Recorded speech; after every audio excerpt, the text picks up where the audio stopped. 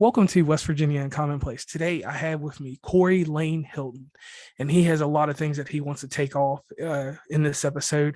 He has a book that's coming out called Take It Off. Corey Laine Hilton, please tell us why you're here, who you are, and give us a brief but lengthy history on who you are. Oh, JR, brief but lengthy history. Isn't that sort of like I don't know, man. That's a hard one to say. Well, I'll tell you this.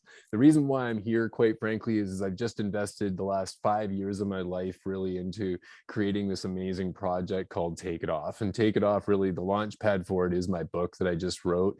And the book is actually about my former colorful career in an industry that's kind of unknown. It's a foregone industry, quite frankly, that everybody that I met, whether it was my past family, or I should say my friends from my past, or people that I know that just I meet like straight up, always say to me, hey, I could never do what you did, but what was it like? And being a male exotic dancer is something that, yes, you can go and you can watch Magic Mike, and that is a Hollywood version of whatever you want to call it. It's a nice little story to be entertained by, but that's not the reality. There's certain things about it that are somewhat real, but I go really deep into the actual raw stuff, the stuff where it's like when you're talking about the addictions, when you're talking about maybe the drug addiction, the sex addiction, the pitfalls, the things that really, like, outside when you came off the stage, it's more like what was going on in my head afterwards. Like, I lived literally through my alter ego for 25 years of my life, my friend. Like,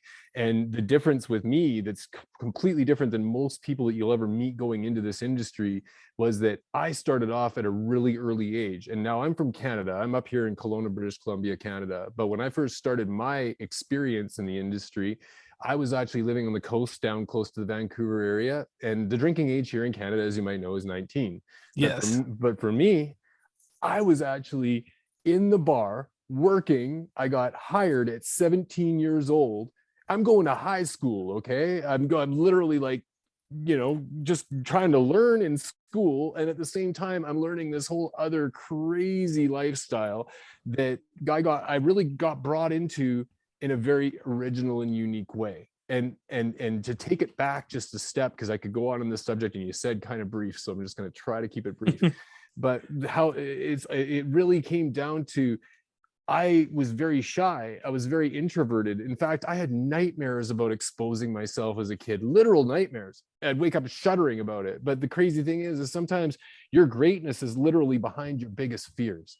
And for me, I found out that it was motivated, really, truly, it was really motivated by wanting acceptance. I really wanted to be accepted. I didn't want to be mediocre. I wanted to be accepted in a way that I could get the girl, or I could have these things and I could have all this attention. And so when I was at that influential age, and this guy that I knew that I worked out with at the gym, he was a couple of years older and he was a bouncer at this club. He said to me, he says, Corey, put on a university shirt and just come out and, hang out one night. So I did. And I showed up early, and he turns around and he's like, he introduces me to the manager, and the manager says, oh, you're going to school, are you? And I was like, yeah, I'm wearing the university shirt, a bunch of BS. And he says, yeah. He's like, you need to make some extra money? And I'm like, yeah, I do. Actually, I wouldn't mind. And he said, well, take off your shirt. And there was nobody in the club. It was 7:00, right when I was there early just because I was so nervous. Wheel off my shirt. And he turns around and he's like, you're hired. What am I hired for? You got to be here on Tuesdays and Thursdays, because you just basically wear on Thursdays the bow tie, cuffs, and collars. Tuesdays you wear the Hawaiian lays with the shorts, and you go out and you serve drinks to girls, you serve shooters to girls, and get 15% of all the alcohol that you serve, and you get your tips on top of that. You take it all home with you. Dude, I was walking into something that I didn't even deserve to be making the kind of money I was making at that age, especially doing what I was doing. It was crazy, right? So that's how it all kind of started. But then, and I'll just give you the brief timeline, I ended up going from that into nude dancing here in Canada. And then after a few years of nude dancing, I started doing shows or contests. And then I won Mr. Nude Western Canada. And then I went into Mr. Nude Canada, because they used to actually have contests back then, and got second in Mr. Nude Canada. And then through that timeline as well, I originally, back when I worked at that original club, I ran into this amazing dance review. And these guys were they were the #1 burlesque show in all of North America at the time. They were they were out of Panama City Beach, Florida, the largest beach club in North America at the time. So they were touring up here through Canada. And the agent, I'll never forget it. He came up and we were talking, and I got to know these guys and liked them a lot. And he said, Corey, he goes, I don't know whether I should offer you this or not, because you're way too nice of a guy to be coming down and living in Florida.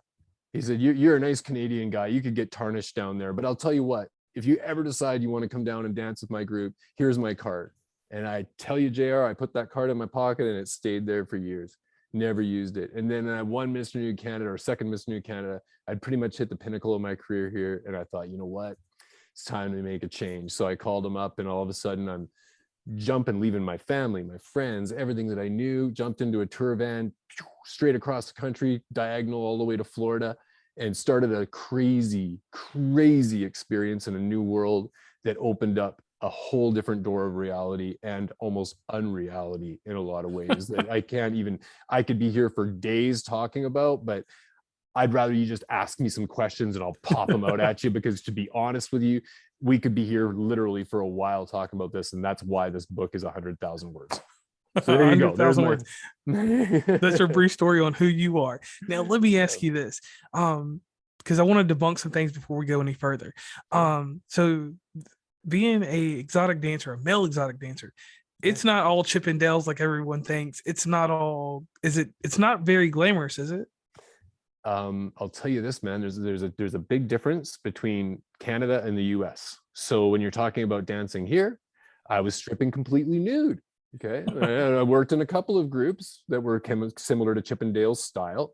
There's a few stories to do with that in the book too. But when it came down to dancing by myself, there's an element of it here in Canada that people don't realize. And this will most likely be the first time that you hear about it. And probably 98% of your audience is going to hear about this. Okay. So I hope that you're all sitting down and just get this in you, because this is kind of a freaky thing.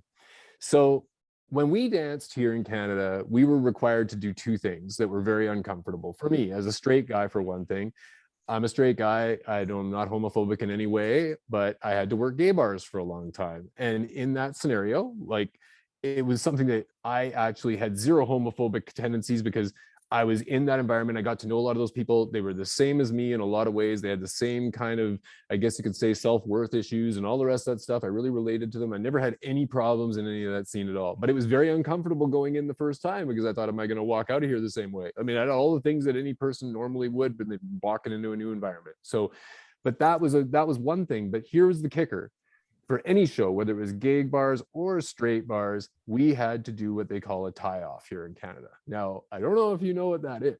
I don't know what that is. Yeah, but here's the goods. Okay, so imagine it's already scary enough to be going out and just dancing and taking all your clothes off and showing your shit, pardon my French. But yeah, it's fine. Imagine if you have to, in multiple different circumstances, whether it be a bathroom in your room, or maybe it's right behind the DJ in the club, or maybe it's right on the actual stage with a curtain around you. But you had to go back there, get erect, however you got to get erect, wrap an elastic band right around the base of your cock, and go out there and friggin' oh wow, show, and showing the illusion of being massive, right? So this is something that we had to do every single show. So you could imagine, like, I did this for almost a decade here in Canada, and I had a couple of bad experiences. The first one was when I first did my very first show. I wrapped that elastic one too many loops too tight, and I couldn't even feel my shit for 2 days. That's one thing. I did Mr. Nude Western Canada. A guy jumped on before me. I won the show. It was like I had girls screaming their lungs out. I'm out there for almost an hour doing my own show, and then on top of that, there was a guy that showed up ahead of me, and I was already ready to go, and he jumped in ahead of me, so I had to wait for him to do his entire show, tied off already, and then go out to do it. And by the time I was finished, I was tied off for over about an hour and 15 minutes total. And the crazy thing was I was signing autographs for women, like a long lineup, and there's girls sitting there saying they wanted to take me home and everything else. I'm thinking to myself, yeah, right. Take me home and do what? Because I can't feel anything down there right now. Like nothing. Oh my Lord. So that's a tie off. A tie off is putting an elastic band around your dick. Yeah, right around the base right on the base of it? Yeah, right around the base, right down there at the bottom, right? So it's like one of those things that you don't know that, right? Ladies come to ladies night, they're like, oh yeah, look at the size of this guy. Like, yeah, a lot of guys in the dance industry have, you know, a lot there, but when it's tied up, it's a lot more. So, you know, I mean, but I got brought into the industry by the number one dancer in Canada. So he really brought me in as in a really comfortable way. Like I never dreamed that I would ever do this. In fact, I always looked at it like there's no way I could do something like that. But then I did. And I was good at it. And not only was I good at it, I was very creative and made some amazing shows. And as awkward as some of those shows were to do and everything else, I could make people laugh, cry, whatever. It was, I always tried to get emotion out of people because I was emotionally starved myself to a certain degree when I was a kid. I didn't have a lot of emotion in my life. So as far as my family background, they were very like, my family's amazing. Like, don't get me wrong when I say this, I'm grateful. I would never change a thing. But what I'm saying is that my family background was very like cut and dry. There was not a lot of love yous in my house. There was no honeys and sweeties or any of that stuff. Like it was just, they showed their love in a different way. So I was so emotionally disconnected as a kid that I struggled with that a lot, like even through my teenage years. And then when I got to go on stage and present through my alter ego, well, guess what happened?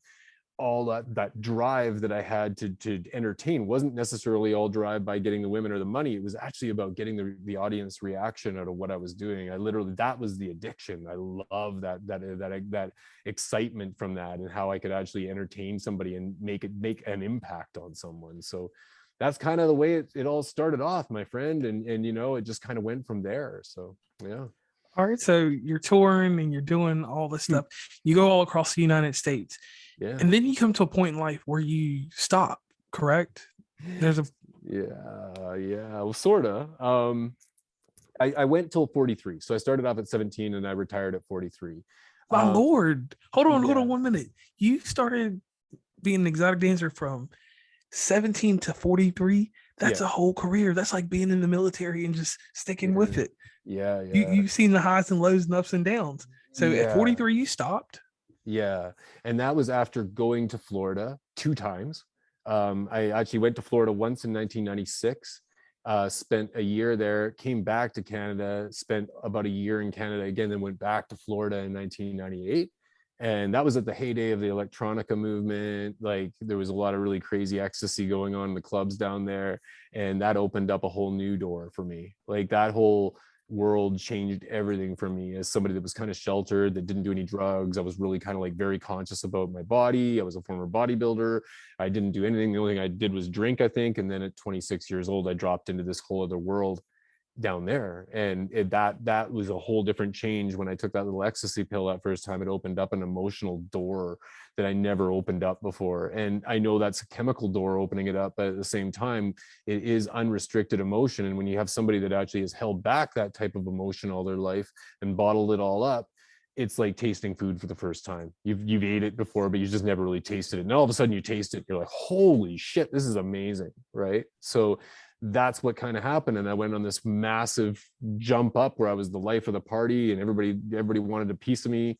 And I went on a massive downward spiral at one point too. So yeah, it's just the way it is, right? Like it's a long story, my friend. That's what I'm saying. There's a lot to this one, right? But the reality is that I did end up back here in Canada at 43 years old. And my story in the end actually takes a full circle from where I was right at the beginning of the story to the end of the story. And I always refer to it like this, JR. When I first started dancing, I saw a guy that was in his mid 40s and he really shouldn't have been out on stage anymore, to be straightforward. Like he was kind of just, the candle had burned right down and he was still working on it, you know? And it was kind of like, oh, I just looked at him, I thought, no, please, Corey, don't ever let yourself be that person. Don't ever be that guy. So I really tried my best never to be that guy.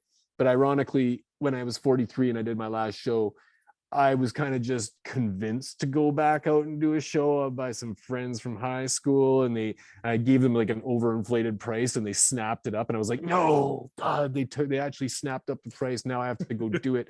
So, and then when I did it, I was kind of that guy. And I was like, oh God, I'm hanging this G-string up forever. I'm done. And I just ended it. But it still took me another decade, almost 8 years after that to write my book. And that was something that so many people said to me, like, you have to write a book. Like the stories that you have like are just ridiculous. Like you have to write a book. And I shitted on myself on that one for a long time, but I just frankly wasn't ready. I still had a lot of learning to do. I still had a lot of things that I had to really figure out internally to be able to write something that had some power, that had some impact, more so than just stripper stories, right? So I wanted it to be something way more than that. And that was through the genius of my publisher. I worked with her really hard in this last couple of years. And what was really original about my book, over and above just being a biography about a crazy industry, but what I did is I added in these pillars to each chapter, and the pillars represent my value. Like each chapter has a value associated with it, and then the struggle with that value that's associated with it. And it's reminded on each page. And at the end of each chapter, there's a naked truth there. And what that naked truth represents is the story that was written 5 years ago in my dark place. Now this is the naked truth that I injected into it. That's from an unhazed, accountable, drug-free reality. That's like, okay, you fucked up here, or you push blame off on this person. You pointed the finger at them. Hey man, you might want to use your thumb every once in a while, because it wasn't all their fault, and you were at least 50% accountable for that. You really were. So let's face it, the naked truth is what it is. And the last chapter is the final revelation, which is just like I reveal that to my person that I'm trying to really help out there, that deals with self-doubt, the type of person that deals with the same things that I did, lack, just the stuff that you think about when nobody else is around, is what I'm trying to say. And I'm speaking to that person, right? Like I don't want that person to go through the same hell that I went through, is what it breaks down to. So. Okay, now let me ask you this. You told us that there was a period that you were thinking about writing a book, and then what happened in your life that a lot of people use the word pivot. What pivot happened to start you off to write your book? Great question. I love when people ask me that. I call it the needle moving moment, because it was kind of like, I'll just tell you straight. My grandfather was the person who raised me. I was raised by my grandparents, another uniqueness about my situation. But my grandfather who raised me, I really idolized. I looked up to him as a Superman to me. He was somebody that he could do no wrong. I didn't realize that he had a lot of faults, but I looked at him as he had no faults, right? So basically, I didn't want my grandmother or my grandfather to hear some of the things in my story. I wanted them to still be able to have that perspective of that kid that they raised, to be proud of that kid that they raised. And although they probably would, even if they read this right now, they probably would still be proud of me, and they probably wouldn't look at me in a different way, but I just didn't want to tarnish that image. So it was a few years ago when I started writing it, but I wasn't going to release it. I was going to wait until, because my father died at 97 years old when he passed away. So he was the last one. And so when he passed away, I was actually in Indonesia when he passed away, just before COVID. And when he passed away, that was the trigger. That was the needle mover. When that happened, I went, okay, I'm grieving. This really sucks, but at the same time, I can really reveal my truth. I can edit what I have now. I can put it out there. And if they pick it up, they pick it up, and they did. And all of a sudden, boom, I'm like, now I'm writing something that was good, and I'm making it something that was gold. And that's why, like, I know that a lot of people say they put their heart and soul into their book, and I respect that. I really truly did. But the hardest part of it wasn't necessarily writing the book, or even the hardest part of it for my career wasn't necessarily exposing myself. The hardest part of all of it was exposing my real truth, my authentic truth, and actually being vulnerable enough to admit to some of the crazy shit that I did, and being fully accountable for it. Because I went through drug addiction, I went through the divorce, all the things that a lot of people relate to. It was just in a different lens. It was just in a weird, crazy lens that everybody wants to kind of know about. So I was like, okay, I'm going to show you, but this is not some Magic Mike show. This is something that's a whole different ball of wax. This is the reality. And I'm nothing to dog on Magic Mike. I like me some Magic Mike, but I'm just saying, like, I saw things that would blow your mind. Like, GHB, for example, is a very massive problem down in, especially where I was at the time in Florida. I saw people flatline on GHB, people that I knew, that I respected, and even in my dance review, that were very addicted to GHB. I saw a girl flatline in a bathtub one time and turn purple, and within 6 hours after that, I saw her doing more GHB, doing the exact same thing, and almost killed her. Okay. Like, I'm just saying, I saw my ex-wife get dosed with GHB unintentionally on my birthday and almost die in a bathtub, hyperventilating in front of me, when I should have been far more responsible and had an ambulance called hours before.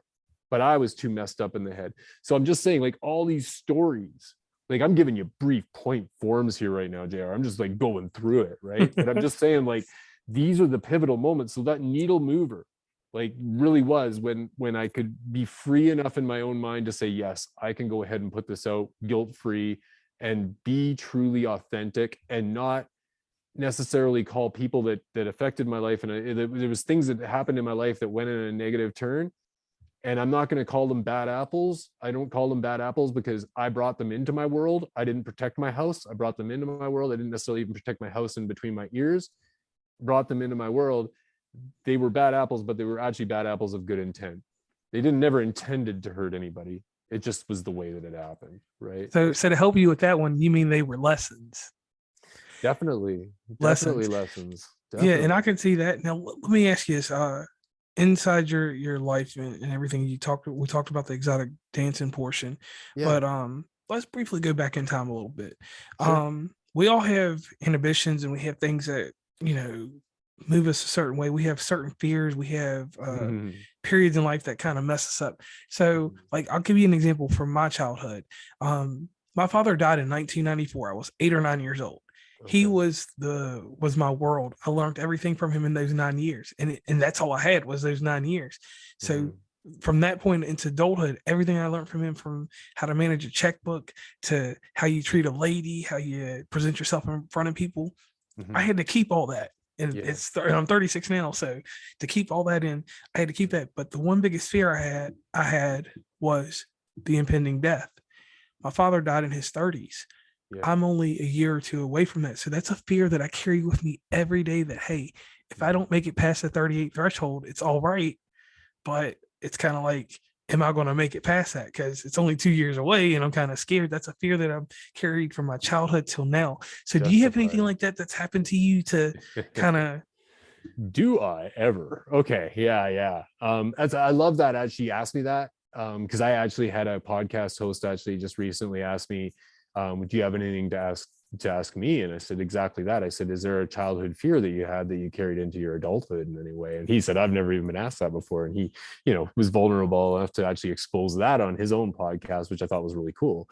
But for me, it's a couple things actually. Like, one I just mentioned is the fear of exposure. That was kind of more nightmare stuff. Like, you wake up and you're like, oh my God, I'm just been walking down the street with my zipper open and my shit's hanging out of my pants. Like, oh, but it's not real.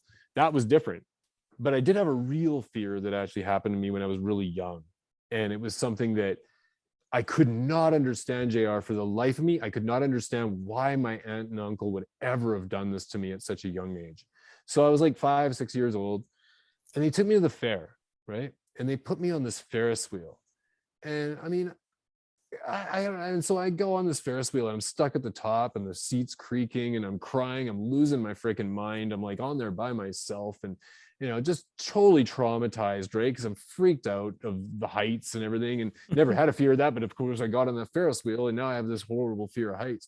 And I remember I said to my aunt years and years and years later, right? I said, Aunt Carol, like, why would you and my uncle ever have done that to me at such an early age? Like, that's just so traumatic. Like, it really damaged me in a way. And I just want to know, like, why would you guys have ever done that to me? I mean, and I just don't understand. And she started laughing at me. And I was like, what? I just didn't get it. And she said, Corey, we were at the mall, okay? Like, we put the quarter in the thing and you were only like 7 feet high. You were just above our heads. You thought you were on some Ferris wheel, but you were crying your eyes out like a little puss up there. And you were freaked out, but you were not you weren't at the fair, you were at the mall, man. And I thought, what? So it made me realize, and that's something that I wrote about actually in my first chapter of my book, was here again, we come back to value and the struggle with value. Well, my value in that chapter was truth. My struggle was perspective. And it had a lot to do with that. It was the perspective of the truth was skewed, right? Or even the fear of abandonment. Like, and these are just little T traumas, right? Like, these are not things that even a therapist would even probably consider as a big deal, but they do stick. They really do, depending on who you are. And so I had even another moment where I was with my grandmother. We were at the mall, we were at a store, and I was running around as a kid, and I'm running through the coat racks and being stupid with coat racks where the coat's brushing off my face. And I'm just being stupid running around as a kid. And all of a sudden I get lost. She can't find me. And I'm in this department store and I'm freaking out. And I finally find this lady at the, the checkout or the coat check area or whatever you want to call it there, the dressing room area. Yeah. And she's like, she calls my mom over the loudspeaker and I'm fine. But that moment, that couple of minutes, trauma freaked me out. And I still can feel that. Like I literally, when I talk about that story, and it's been 45 years, I still feel that little twinge in my stomach when I think about that story. And so it's sometimes those big T's, like those big traumas that we all hear about that are horrible incidents. Yes, they are horrible incidents and they can be pivotal and game changers that will affect the rest of your life. But even sometimes those little ones that happen to you when you're really young, they carry along. And that's therapy 101, really. I mean, that's Yes. just, that's typical, right? So when you're asking me that, yeah, and so that fear, I broke that fear and went to the Philippines a couple of years ago. And I was standing at the top of this massive waterfall called Kawasan Falls in Cebu. And I'm up there 15 meters and I'm standing on these roots of this tree. And I'm like looking down 15 meters at this waterfall. And it's intimidating. And I'm sitting there and the guy that's guiding me is saying, okay, 3, 2, 1. And it's all just like every fear. It's all the anticipation. It's all the freak out before you're doing it. The actual event isn't that bad, but it's just the freak out. So I'm standing there at 50 years old going, if I don't do this shit right now, I'm never going to be back here in this moment right ever probably again in my life. Do it. Don't even hold back. Just jump. Right. So I did. And it was one of the most exhilarating experiences I've ever had. But that fear could have held me back from that moment. Right. So I'm just saying, yeah, no doubt. you got to do the inner work. You got to do the inner work. It is as crazy as that sounds. Now, one thing that on this show that we talk about, and it's a carry theme, is mental health. Mental health checkups, that's what people like to say. I like to say mental health maintenance, because if you're doing maintenance, it's something that's continued. So when you're doing mental health maintenance, you have to be retrospective, introspective. You have to have a perspective on all facets, the front of you, the left and right sides of you, and the back of you. How have you become focused inside of your mental health? Because that's something, I'll say this real fast, that hurts our society. And I even know it like with my job where I traveled a lot. I traveled all over the United States for my job.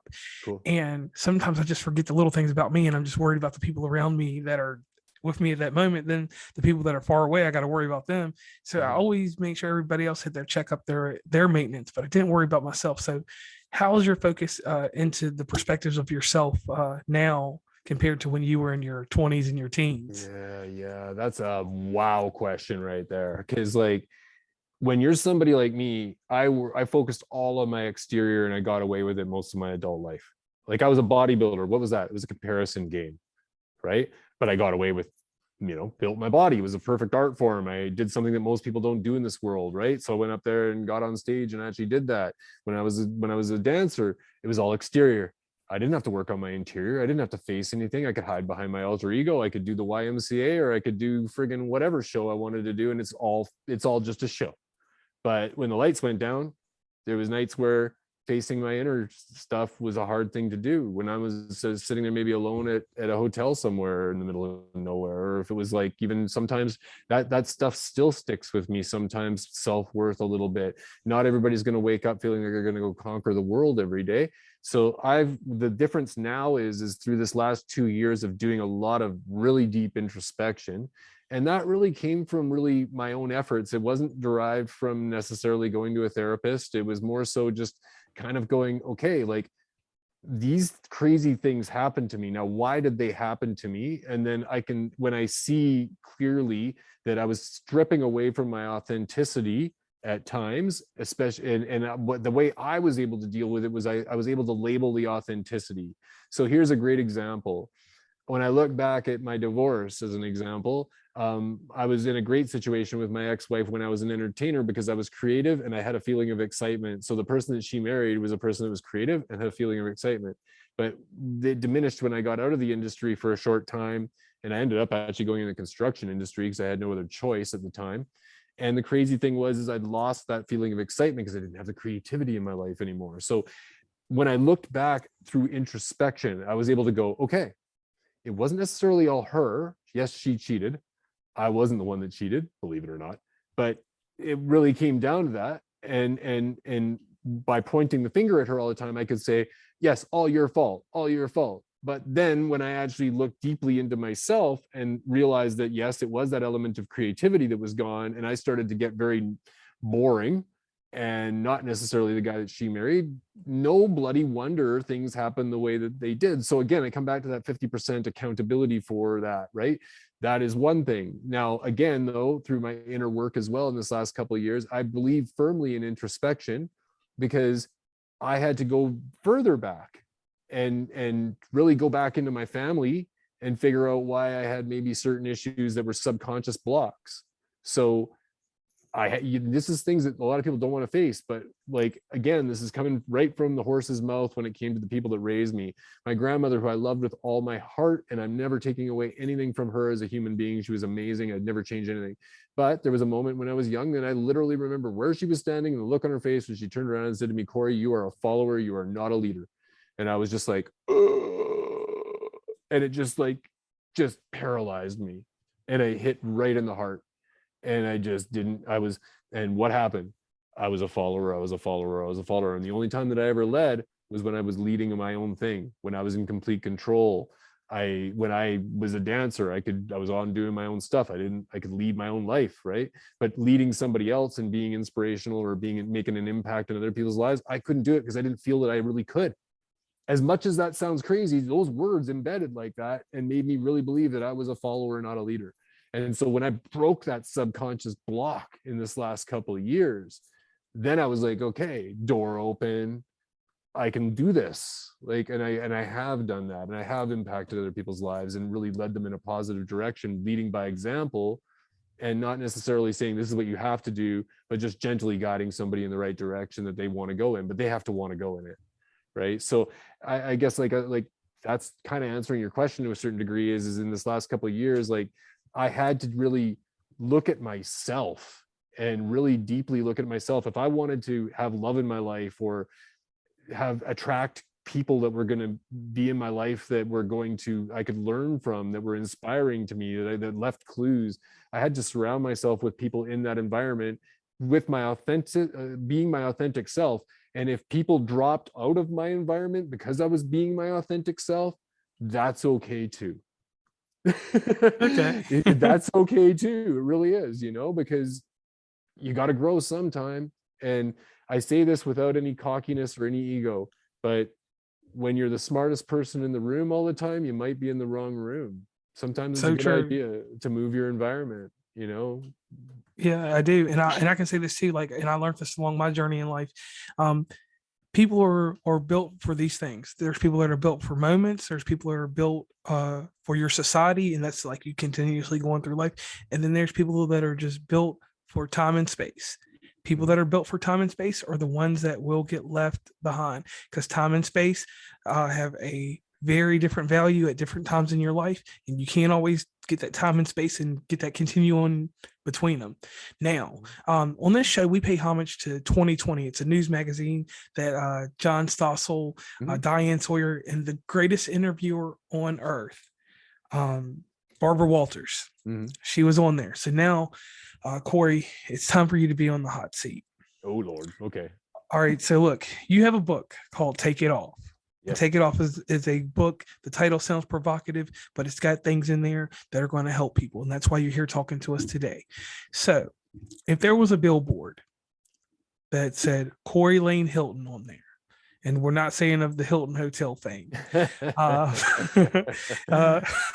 that was a little funny. But if you had a billboard and that billboard was in Seattle, we're going to do different places. So, because you've been around the United States, so we'll tag along the United States. Hey, I'm a Seahawks fan too. So let's go with that. I'm a Seahawks fan. All right, so Seattle first. What does that billboard say in Seattle? Oh man. That's a good question, actually, to put it in a billboard format. I haven't really been asked that one before. So that one I got to think about for a couple seconds. But I would say something like this, and this is kind of a tagline for me, because I believe, like we were just talking about mental health, and I believe that when you bottle up your mental health or I should say when you bottle up your emotions a lot and you try to be man enough in the wrong ways a lot of the time, I really feel that you're going to explode at one point. It's going to come out all the wrong way. So I actually literally wrote this in my book, and this is my tagline is let the dam break before you damn break. Like that Okay. really is it. Let the dam break before you dam break, because if you don't let it out, it's just gonna all come out in a different way, and usually your partner is gonna end up getting the short end of the stick with it. So Okay. that's my big tagline. All right. So that's in Seattle. And being across the United States and being in Canada, because where you are to the other side of Nova Scotia, it's cultural differences. It's a difference Yeah. between how they cook pizza, how they make pizza, or either one of the terminologies. So Yeah. you're in the Midwest, the middle of the United States, and you have a billboard. And mind you, just to give you a little scenery and some imagery, St. Mm. Louis, Missouri will be the stopping point for this billboard. So this is an area that everyone crosses north, south, east, west. You're going to go through St. Louis. Mhm. The message you have in the West Coast is fine, but what would your message be in the middle of the United States? Oh man. Because think You about it, know, it's a I place think where everyone meets yeah, up. yeah, I've been in St. Louis actually, so I kind of get what you're throwing down, but I think it's just I think this is relative to not necessarily just somewhere like that, but I think it's just relative to really my attitude about almost anywhere is like, and it's not necessarily a tagline, it's just more so like I could I never wanted to be the same guy that drinks the same bar and the same drink with the same people and kind of like stays in the same county. And I've known a lot of people when I lived in the States that were that person.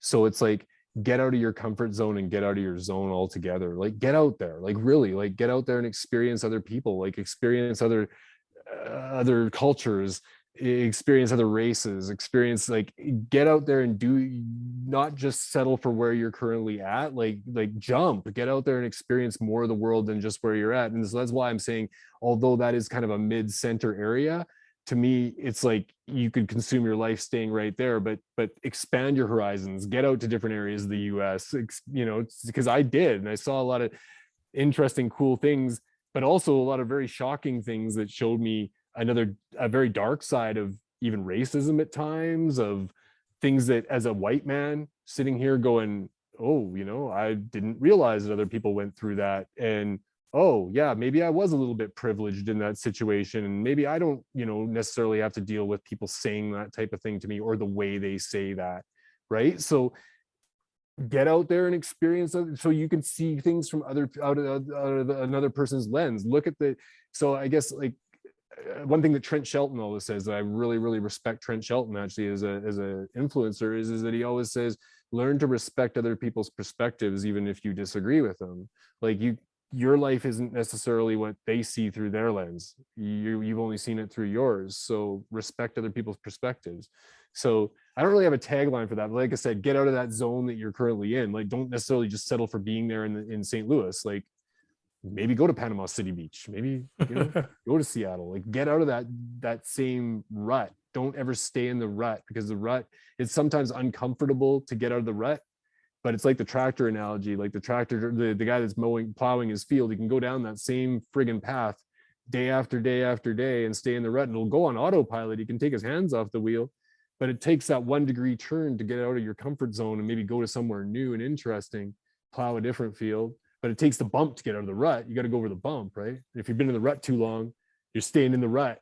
It's really hard. It's a bigger bump to get over it, right? So that would be my thing is go over that bump, don't Okay. stay in the rut. Okay. Now, between what happened in Seattle, and we're going proverbial with this a little bit, um, and the Midwest, something happens. You gain some notoriety. You get to New York City. It's not a billboard now. It's Madison Square Garden for a TED Talk. Mm, All right. So a TED Talk, because that's what we all strive for.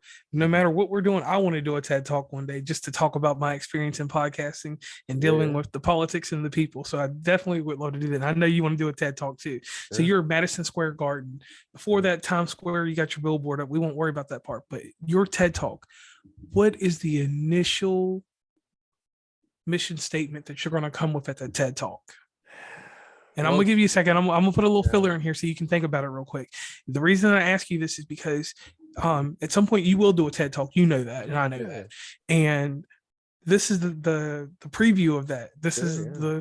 the pre-write. So I definitely love let it. us know what you would say. I love it. Well, I hate to say this, but I'm going to stick to my branding because my branding is so good. I'm going to stick to it I worked, honestly, JR, I worked on that branding for 10 years before I even put the book out in the first place.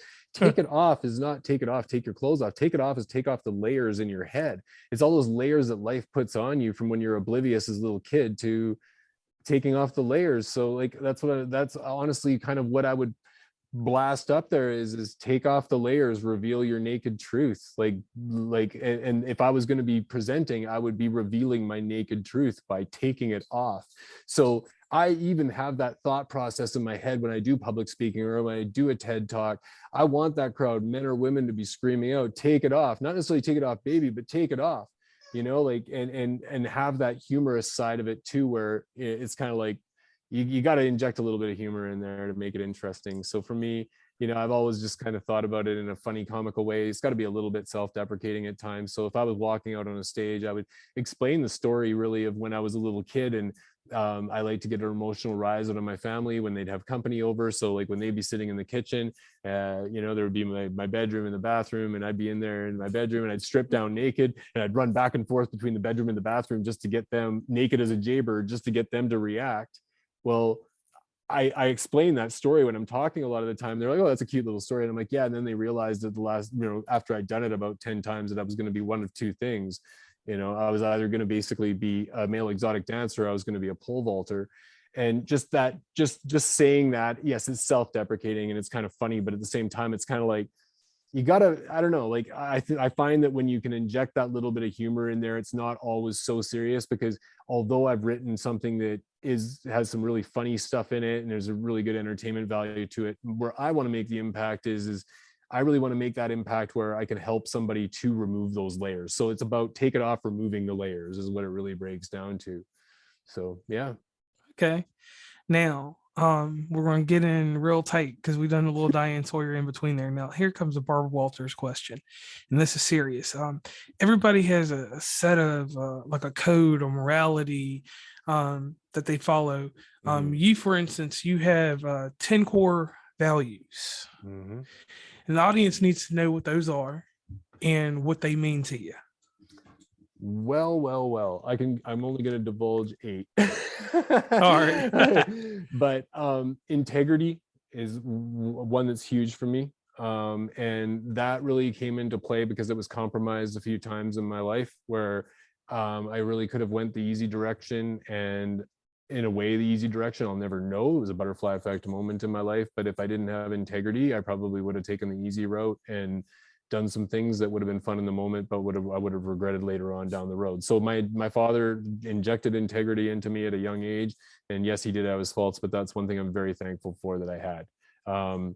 Again, when it comes down to my feelings about unity is another value of mine. I really feel like, again, we just talked about this, but your expansion to be able to see things through other people's perspective, to be united in this world of ours that is so bloody divided in so many ways.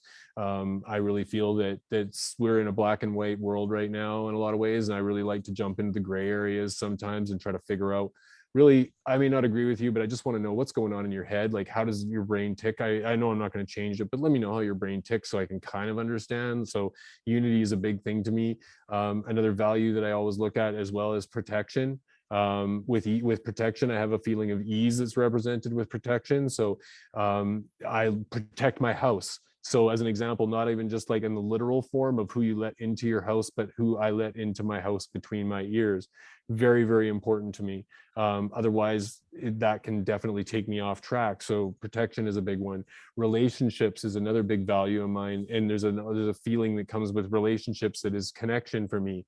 I really, not just communication, but connection. So again, learning experiences from my past that were degraded, right? That I actually screwed up on, and I only communicated and I did not connect. So what I'm saying, JR, is that by having that particular value degraded, that affected my life in a lot of ways. So that's one more. Creativity is my 5th value. So creativity, again, I was saying excitement rolls with that. So if I don't have creativity, I'm dying inside. In fact, most of these values, if I'm not aligned with them, I'm kind of dying inside. Another one, wisdom. Wisdom is massive for me. I really am all about that when I'm talking to people. I've done so many podcasts. They're like, oh my God, I didn't expect this podcast to be so mature. I expected you to be talking about all your crazy stories. And it's kind of like, yeah, I have those, but wisdom came into play with that. So with that, you know, I really feel that to be able to live I guess you could say, a life where I can be empathetic with other people's situations, I had to learn some of those things to be able to empathize with what other people were going through. So wisdom is huge. Leadership, again, is another one to list off, where it's like I said before, when you've always been told you're a follower and you don't lead. Well, for me, you know, leading by example is really important to be able to obviously make an impact in a positive way for other people. And lastly, believe it or not, one of my biggest values is detachment. And that's the crazy one. A lot of people think, oh, detachment, how negative. No, no, no, no, no. Detachment was what changed my life. Like in this last 2 years, and it wasn't just driven by COVID. If COVID wasn't around, I still would have done this. But I detached from all relationships. I broke up with my girlfriend. I detached from my former career. I got rid of my job altogether. Like literally detached from life altogether to do my most important work, to work on the thing that I had never really worked on before. And that has brought me to where I am now. And with all those things aligned that I just said, that gives me the ultimate value, my full inner purpose feeling that represents all those words that I just described, which is harmony. And that is when I'm all aligned with all those, I'm harmonious in my life and I'm living in the real now. And what I mean by that is I'm not living in the past, dwelling on all the shit that went on. I'm not living too far into the future, but I'm truly, truly got the goosebumps and I appreciate what I have right today.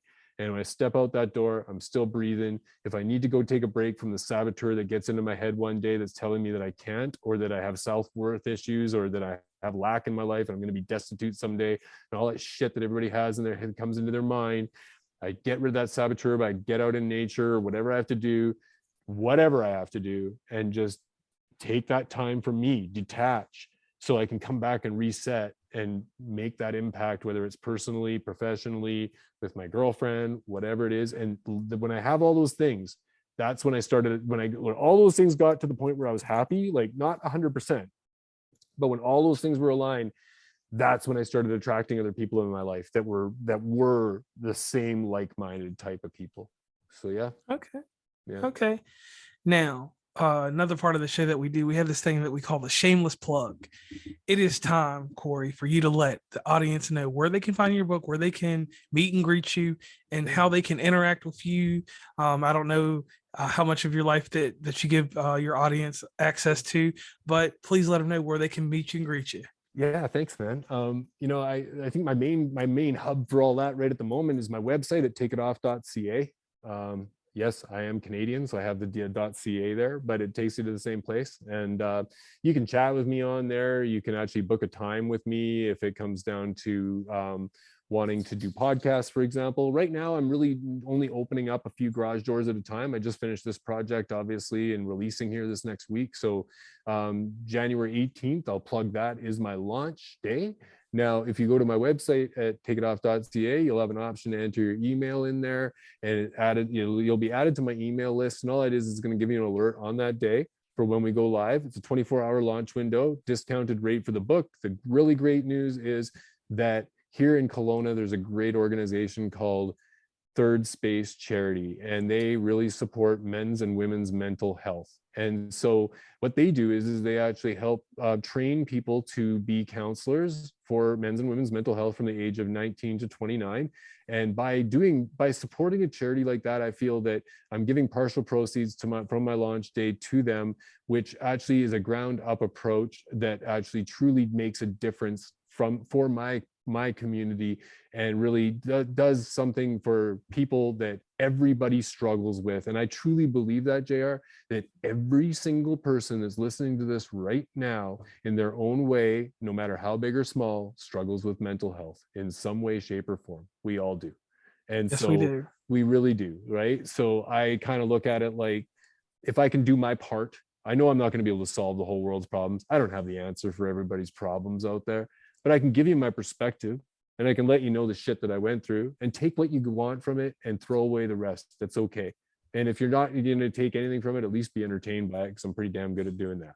Right. So I'm just saying, like, that's something that then obviously you can contact me on Facebook or Instagram and all that stuff, but that's just kind of like, I haven't really but I haven't really like expanded my market into doing the TED Talks yet. I'm going to be doing a podcast here fairly soon, but I'm only opening up one garage door at a time because I want to make sure that I do this part right. And then from there, you know, I'm excited. I'm so excited about the future right now. I've never been so excited about the future at my age.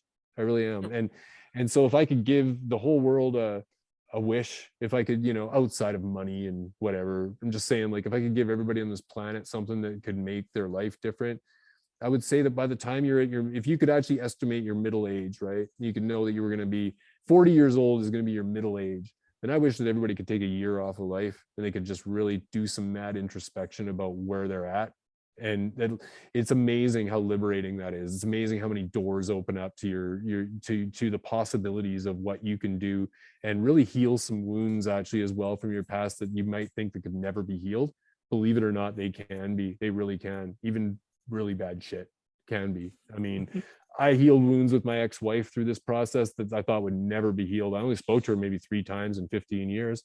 Guess what? Now she's one of my biggest fans because I was real and I was authentic, and I told her that she couldn't handle the truth in certain situations, and I was being really raw dog honest about it, and she agreed, you know. But going back, you know, like, it's not necessarily something you should live in the past, but I think sometimes when you have those pivotal moments that are that hang in your brain, it's really sometimes a really good idea to kind of figure out how you were part of that and really kind of go back if it's important enough to you.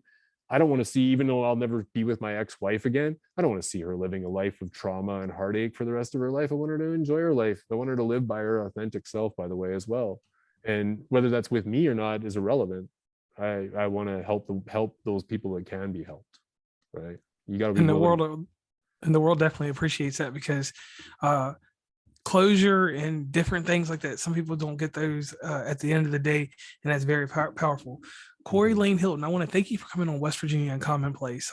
This has been an amazing experience to talk to you about things, and hopefully in the near future we can have you back on, because there's 2 things that are going to happen to you, and these are amazing things, and I'll tell you. So right now, you know, we learned in school literary action of the rising, the climax, and then the falling action. Well, right now you're in the rising action of what you're doing, and the rising action is something that's so powerful that we forget about it. We live in the moment, we don't even know that it happens. That's one of those things, like you said, I say retrospect, we go back and look in retrospect, and we'll see the rising action, and we see where we started at. And in the middle is the greatest place to be, but you never get to experience it until it's over. You know that was the middle. So you're in the middle right now. So this is like something like right now where you're real hungry, and you're going to see a lot of things, positive and negative, that will shape and mold you into a different person to the person I'm speaking to today. So that's why I definitely give you an extension to always come back on the show. I love it. So one thing that we have to do real quick, everybody has people behind them. I have my great co-host Stacy when she is available to do shows, and she's also my girlfriend. So she takes care of a lot of the brunt, and I have to say I do have one bad trait mental wise. I am a little codependent on her on certain things, which, like you said, a little detachment sometimes works, and I probably should work on that on certain things. But all around, what you have going on is amazing. So your testament is this, Corey Laine Hilton, is this: it takes a lot of fortitude, and that's what you had to develop, fortitude. You didn't have it at 17, no disrespect. No, that's cool, man. But a 20-year journey, a 25-year journey, you get fortitude. Once you get fortitude, you're out here, you're developing more than just a book. You're developing a mindset. You're developing more than a mindset. You're developing a lifestyle. You're developing an approach to help people. That is so hard to do, because some people get misguided with this and they start doing things to help people just because it's self-healing for them. Those type of people, I think, is very selfish that do that, because at the end of the day, it's borrowed time. It's that time and space I talk about. They're going to eventually leave it. But you seem like you're not going to be that type of person. Your self-healing came a long time ago, and it's a maintenance every single day. But helping is not your self-healing. It's the lessons you learned. It's the experience. It's the mistakes. It's everything that made you well-rounded. So that's your testimony today, that you have come full circle at this moment in life. You know what it's like to be in the middle right now. We don't worry about the rock bottom. We don't worry about the top, because when you get to the top, you got to look at the bottom. And if you're at the bottom, you got to look at the top. When you're in the middle, you're in the best plane, because you're seeing things in a perspective that you may not see if you get all the way up to the top again, you know, because you know what it's like to be at the top, and being at the top is rough because all you're going to do is hit the bottom at some point. Yeah, And at the bottom, can I say something to that? yes, sir. There's a big difference between status and worth. And status is all that stuff at the top. You know, I was at the top. It was great. Everybody wanted a piece of me. It was really cool, man. It was fun. It was really awesome. But were they real? Were they my real friends? You know, not really. You know, my worth, that actually was derived from a lot of the things that I went through. And I never even realized that I even had that kind of worth, right? So I needed to do that and be real about that. And that's, I may not be an expert, okay? Like I don't call myself an expert, but there are, like, you know, really when it comes down to it, there's 5 of those letters in expert or inexperience. And I got a lot of that, like a lot of that. So it's not here to solve the whole world. It's only to really help out a certain demographic. But man, for that demographic, yeah, I can make an impact. I already know I can. And that's not derived from status in any way. I've already been at the status point. That's cool. Right on. That's awesome. But I don't want that guy to be doing what I was doing 15 years ago, sitting there when I lost everything, thinking about ending it all. And I did a video today, literally on the mountain, where I actually 15 years ago almost ended it all when my life turned over. And I did.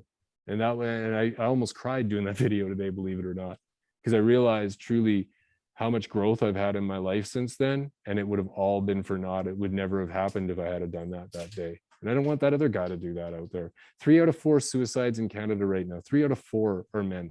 Why? That's crazy. Why is that? Right? You got to ask Because yourself. the taboos and the things, and that's what I was going to go into with your book and stuff like that. You're breaking the stigmas and taboos. That's what I want to commend you on, and that's what I want to leave it on your testimony on this podcast. That what you're doing is amazing. So real quick, audience, I do want to say this. Definitely, I'll let Corey come back real quick, and he will give us another shameless plug about where you can reach him at. And in my show notes, and the guest always provides me with this stuff. It will have all the links and all the interesting facts that he wants you to find out before his book launches. This podcast will be out very soon. It'll be on all 13 streaming platform services. And once again, if you head over to his website, which he'll plug in just a moment, he will let you know how to reach him, and also through our chat support at West Virginia or WV Uncommonplace at gmail.com. You can leave messages just in case you get lost in the hustle of all these other episodes and you find something that you like here and you want me to get in touch with Corey. I will patch you guys together and you all can have a conversation and get things jumping and going there. So once again, this is JR from West Virginia and Commonplace, and Corey's going to finish us out with a good shameless plug. Well, first off, all kidding aside, I should say, pardon the pun, but thank you for the exposure, JR. I appreciate the exposure. It was an explosive episode. But no, I mean, obviously, as I said, my website's the main place to go, takeitoff.ca.